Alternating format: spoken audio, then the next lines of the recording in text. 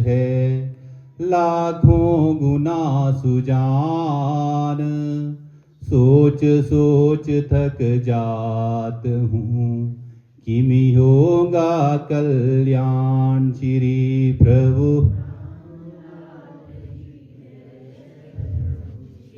सतगुरुदेव जी की जय शरणम। रूप प्रभु का देख कर बिसर जाए संसार। रूप प्रभु का देख कर बिसर जाए संसार। ऐसा जन बिरला मिले जिसका प्रभु से प्यार। श्री प्रभु राम लाल जी की जय शरणम।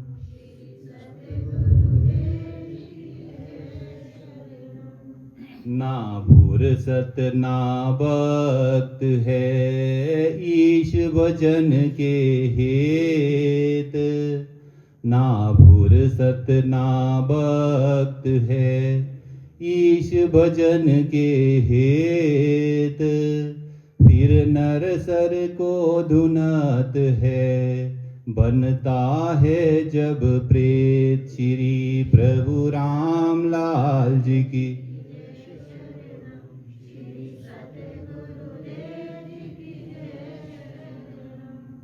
चांद चमन है सूरज चमन है और चमन महान।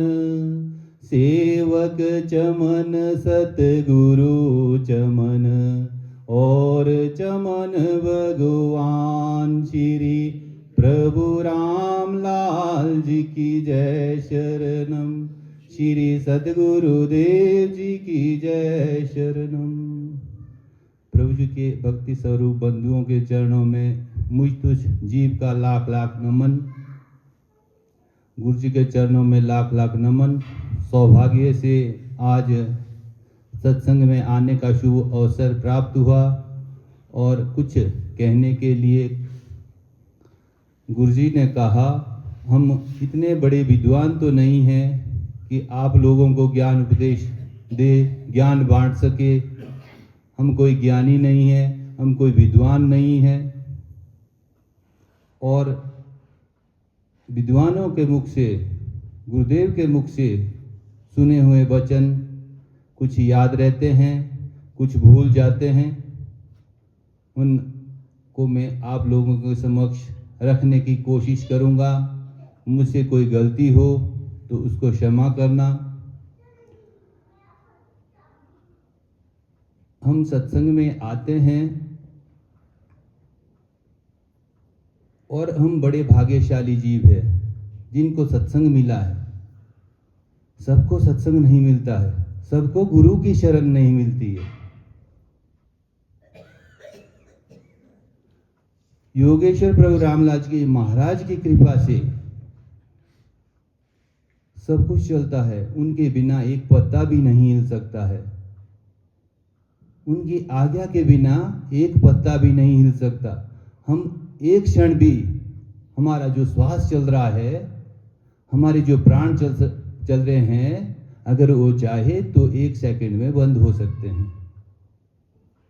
उनकी कृपा के बिना कुछ नहीं हो सकता। अगर उनकी कृपा हम पर है तब हम सत्संग में आए, बैठे, सतगुरु के वचन सुने और इस आनंद भवन में बैठे। आनंद भवन में बैठने से क्या होता है? आनंद मिलता है, शांति मिलती है। एक घड़े की तरह जब हम घड़े को नल के नीचे रखते हैं तो वो भर जाता है। अगर उसको उल्टा रखेंगे, अगर हम उस घड़े को उल्टा रखेंगे नल के नीचे, फिर क्या वो भरेगा? अगर हम आनंद भवन में बैठे हैं और यहाँ ज्ञान बरस रहा है और हमने उस घड़े को उल्टा रखा है तो वो घड़ा अधूरा रह जाएगा, खाली रह जाएगा।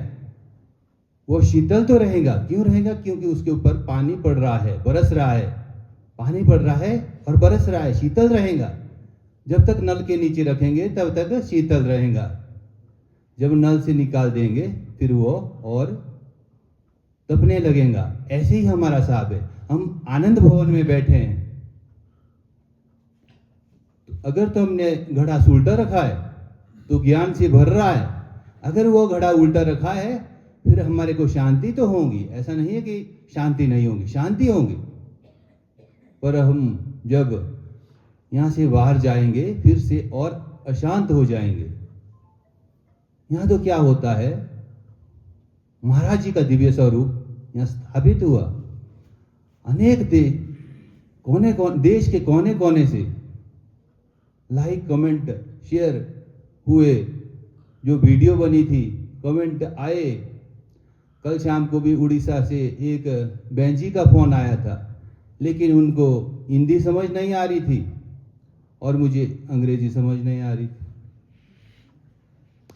तो हम अपने विचार एक दूसरे तक उतने साझा नहीं कर पाए। और वो अपनी भाषा में भी बोल रही थी, फिर वो भाषा भी मुझे समझ नहीं आ रही थी। और मैं हिंदी में बोल रहा था, वो हिंदी उनको समझ नहीं आ रही थी। थोड़ा मुश्किल हुआ और अनेक जगह से आए। महाराज जी का दिव्य स्वरूप स्थापित हुआ। और कुछ एक ऐसे भी है जिनको ईर्ष्या भी होती है, उन्होंने ना कमेंट किए। और जिसको ईर्ष्या होती है उसको आनंद भवन में जो है शांति तो कहाँ मिलेगी, उनको शांति मिलना मुश्किल है। फिर वो उस शांति के लिए नहीं आएंगे। जिसको ईर्ष्या होती है वो जो है क्या होता है, अशांत हो जाता है। ईर्ष्या से मन अशांत हो, निंदा से शुद्ध भ्रांत, चित्त तड़पता द्वेष से रहता कभी न शांत। अगर हम ईर्ष्या करेंगे तो हमारा मन अशांत हो जाएगा। इसलिए ईर्ष्या को त्यागना होता है, तब जाके शांति मिलती है। आनंद भवन में बैठ के शांति मिलती है। व्हाट्सएप पे, फेसबुक पे जब देखते हैं, आनंद भवन को देखते हैं, तो उनको ईर्ष्या होती है होनी। तो इसलिए वो ना तो लाइक करेंगे, ना कमेंट करेंगे, और ना ही उस आनंद भवन में आने की कोशिश करेंगे। आएंगे क्यों? उनका मन तो पहले अशांत हो गया। हमारा मन अशांत कब होता है? जब हम दूसरे को देखते हैं, जब हम दूसरे की तरक्की को देखते हैं। अरे इसके पास यार तीन गाड़ियां, यार इतनी महंगी गाड़ी निकाल दी इसने कल, यार गाड़ी उसने निकाल दी। अशांत कौन हो गया? अशांत हम हो गए। अब सोचो ना, आप महल उसने बना दिया, मेरे पड़ोसी ने महल बना दिया, और अशांत कौन हुआ? अशांत मैं हो गया उस महल को देखकर। ऐसे हम अशांत नहीं होते हैं। हमारा दिल लगता है, हमारा मन लगता है, हम तड़पते नहीं हैं, हम तरसते नहीं हैं। इसलिए हमने अपने आप को प्रभु जी में लगाना है, मन गुरु जी में लगाना, फिर हम अशांत नहीं होंगे। अगर हम किसी के महल में, किसी की गाड़ी में लगाएंगे तो हम अशांत हो जाएंगे। ऐसे ही तो अशांत होने का कोई मतलब ही नहीं बनता है अगर हम दूसरे को नहीं देखेंगे। अगर दूसरे को देखकर हम खुश होंगे, अरे मेरे पड़ोसी ने जो है नया मकान बना दिया, तो हम खुश होंगे, अच्छी बात है यार, हम भी कोशिश करेंगे। हमारे अंदर ये भाव उठेंगे, ये भाव जागेंगे, तब हम अशांत नहीं होंगे। अगर ये भाव हमारे अंदर नहीं जागते हैं तो फिर हम अशांत और परेशान हो जाते हैं। अभी गुरुजी ने कहा, मैंने किया, कौन सा काम किया? कोई भी काम जो भी करना है, पहले हम कर्ता बन जाते हैं, कर्म करने वाले बन जाते हैं। वो कर्म हुआ तो अच्छी बात है, तो क्या कहेंगे? मैंने किया। अगर वो कर्म नहीं हुआ तो हमें क्रोध का जन्म हो जाता है। फिर कर्म नहीं होगा तो क्रोध का जन्म होता है। अगर कर्म हो गया तब क्या करते हैं हम, फिर कर्ता बनते हैं और मैंने किया, दूसरा कोई कर नहीं सकता था ऐसा। तो इसको जो है गुरुजी ने विस्तार रूप से समझाया था। महाभारत की गाथा आती है, दुर्योधन भी ऐसे ही मूर्ख व्यक्ति था, वो भी सोचता था मैं जो है ऐसे भी करूंगा, ऐसे भी करूंगा, पांडवों को मारूंगा, उनका वध कराऊंगा भीष्म पितामह से। बार बार भीष्म पितामह के पास जाते रहे दुर्योधन, कहते आप हमारे सेनापति हैं, पक्ष पांडवों का लेते हैं, बातें उनकी करते हैं, इस तरह कहां चलेगा। तो भीष्म पितामह एक बार आवेश में आकर उन्होंने भी कह दिया, बोले जो ये 5 बाण हैं, इन 5 बाणों से मैं कल पांडवों का वध कर दूंगा। भीष्म प्रतिज्ञा हो गई और दुर्योधन खुशी से झूम उठा, सारे में कल जो है पांडवों का वध करेंगे भीष्म पितामह। और उधर पांडवों को पता चल गया, बोले भीष्म पितामह ने प्रतिज्ञा कर दी है, कल जो है पांडवों का वध होने वाला है 5 बाण से। तो दुर्योधन क्या सोचता था, मैंने जो है भीष्म पितामह से क्या करवा दिया है, मैं पांडवों का वध करवा दूंगा। दुर्योधन सोचता था मैं कराने वाला हूं, मैंने कराया है भीष्म पितामह से। और फिर दुर्योधन को यह पता नहीं था कि पांडवों के साथ साक्षात रूप में भगवान है। उन्होंने अभी क्या सोचा है, उसका तो सोचा ही नहीं था उन्होंने। भगवान ने जो कराना है होगा तो वो, उन्होंने सोचा मैंने करवा दिया, मैं पितामह से इनका वध करा दूं। और होता क्या है, पांडवों को पता चलता है, कृष्ण भगवान आते हैं और कहते हैं तुम्हारे को पता लगा भाई क्या हुआ। मतलब क्या हुआ जी, बोले पितामह ने प्रतिज्ञा कर दी कल पांडवों का वध करा दूंगा। तुम्हारे को तो कोई टेंशन ही नहीं है, फिक्र ही नहीं है, बोले तुम तो मजे से सोए हुए। तो अर्जुन कहते हैं जिसके साथ आप है उसको कहीं की चिंता, आप है ना, चिंता आपको है। हम क्या करते हैं, हम खुद चिंता ले लेते हैं अपने सिर पर, खुद भगवान बन जाते हैं, खुद गुरु बन जाते हैं, सारी चिंता अपने सिर पर। अगर भगवान पर छोड़ दी, गुरु पर छोड़ दी, तो हमारी टेंशन खत्म हो जाती है।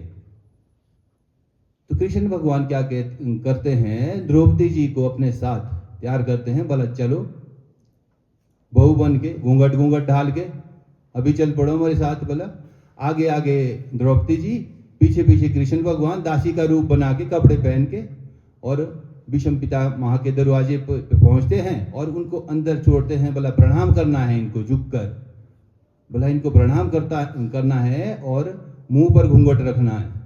जैसे ही उन्होंने प्रणाम किया, ऐसे ही भीष्म पितामह ने सोचा भगवान क्या करते हैं, बुद्धि को भ्रमित कर देते हैं। बुद्धि भ्रमित जब होती है तो उन्होंने सोचा, भीष्म पितामह ने, दुर्योधन को मैंने अभी तक ये कहा था कि मैं जो है कल पांडवों का वध कर दूंगा, उनकी पत्नी आ गई होनी। और भीष्म पितामह ने कहा सौभाग्यवती वो। जैसे ही ये कहा, ऐसे ही कृष्ण भगवान ने अपने वस्त्र उतारे और द्रौपदी ने बोला आपने ये क्या कह दिया। बोला ये तो गलत हो गया। बोला ये सच है कि वो सच है जो प्रतिज्ञा की है। बोला आपके साथ और कौन आया। देखते हैं, जाते हैं, वो कृष्ण भगवान होते हैं। मुझे पता था, बोला मेरे साथ यही काम करवाएंगे। बोला भगवान से बढ़कर कुछ नहीं है, आपके सेवक जो है द्रौपदी जी स्वयं भगवान है।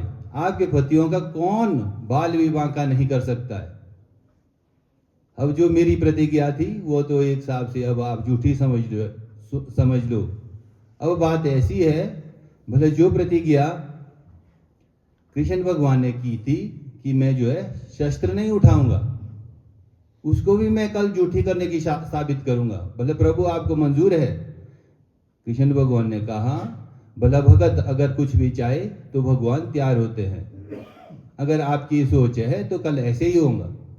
और दूसरे दिन जब रण में गए तो पितामह ने इतने बाणों की बरसात कर दी, सभी पांडव परेशान हो गए।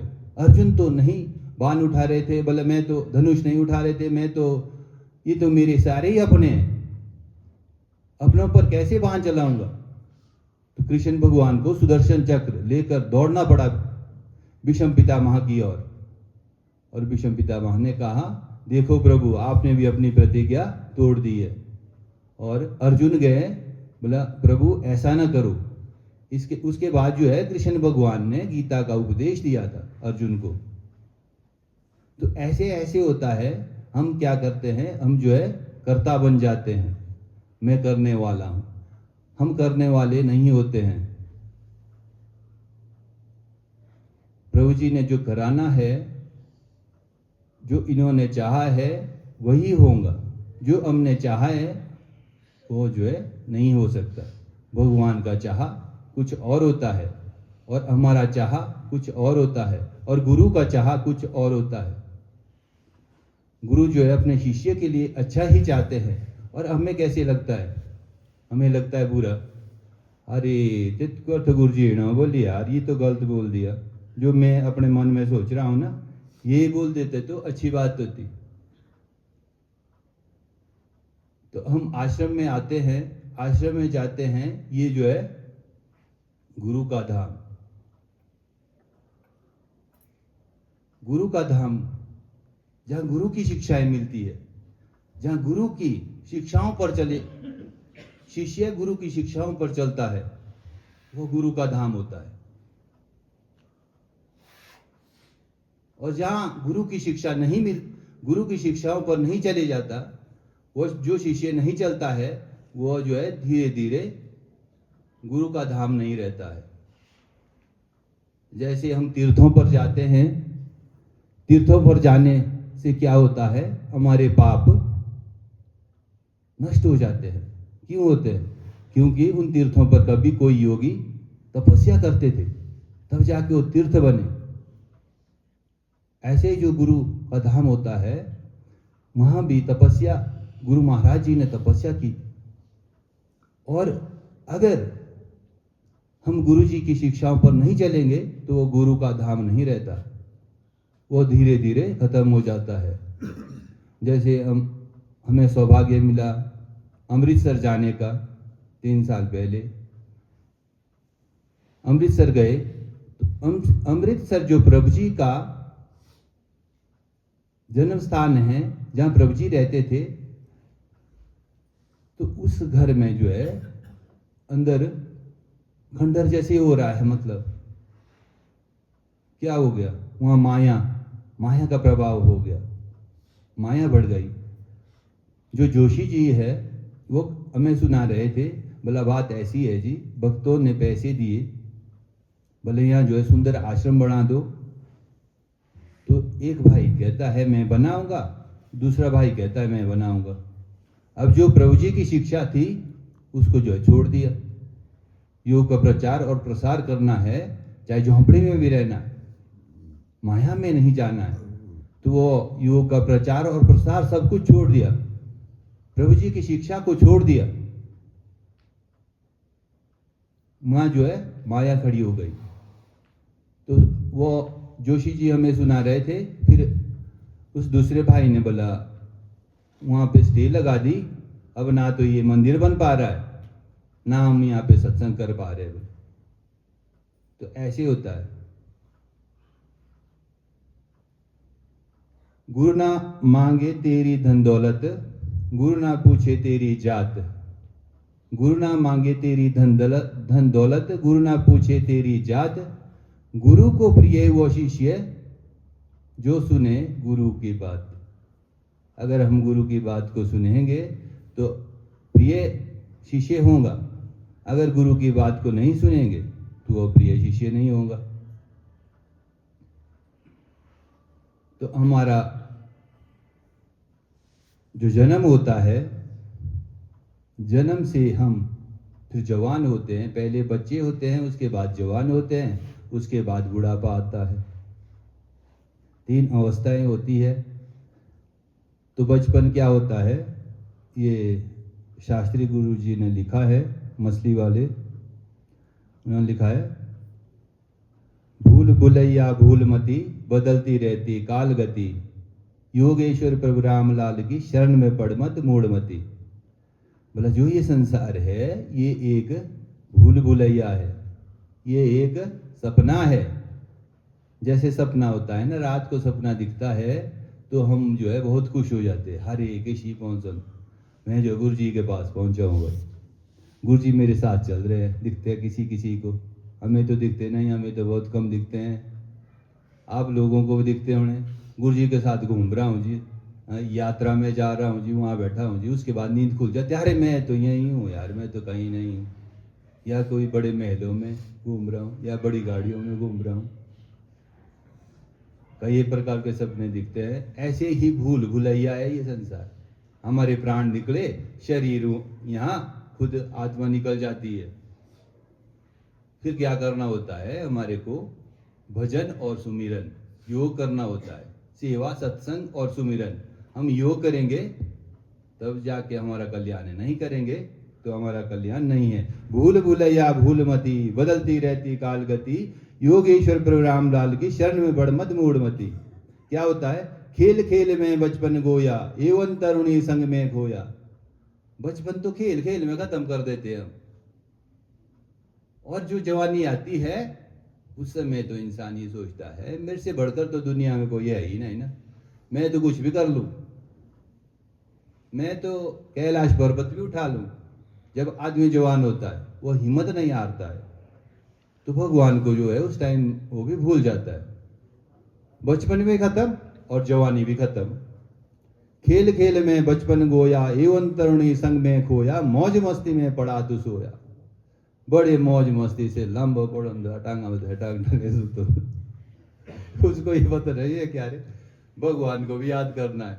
ये शरीर तो अभी मिला है, उसके बाद पता नहीं गद्दे का शरीर ही मिलेगा, फिर तो बोझा ढोना पड़ेगा, फिर ये मजा नहीं मिलेगा। मौज मस्ती में पड़ा तू सोया, वृद्ध भयारी फिर क्यों रोया। बूढ़ो बजाते पलीरा हे भगवान, मेरे तो बुरा हाल हो गए, टांग भी दुखा, घूंढो भी दुखा, मुंडकण भी दुखा, हे भगवान मेरे को तार दे पड़े किसी तरह। फिर कहते हैं गीता पढ़ो, रामायण पढ़ो, फलाना पढ़ो, अरे मर दो तो गिन कर, कहां से मरेगा? कर्म ही बुरे किए बचपन से ही।